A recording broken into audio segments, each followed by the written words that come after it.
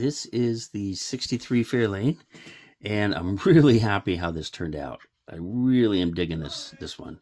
Again, the wheels are not really attached. They are up front, but not in back, because I'm not sure I'm going to go with a dragster look on this. Video coming out real soon that's going to show what an annual kit is, and this is one of the annual kits from 1963.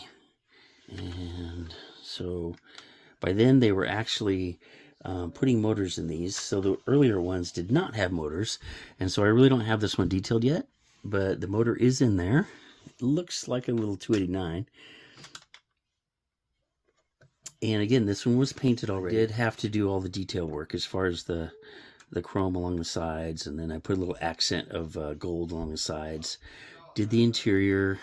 Again, I'm not sure you can see that, but it's I did a gold, kind of a gold with copper accents in it, and really turned out nice. I really like, excuse me, how that turned out. This is the 62 post.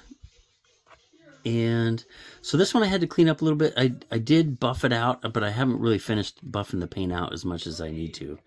There's still a few little areas. Trim, the Molotov didn't turn out all that well, so I'm going to come along here and take this off and redo it. Otherwise, I am really digging this model. I love I'm loving the rims and how they're turning out. This one's, the motor's a little more complete. I don't have, it did not come with the valve covers, so I'm going to have to scrounge those out of my stash. I do have to pop this one back open again because the glass is falling down a little bit, so I didn't glue it up. But you can see this is one of the annual kits where this is where they screw it in.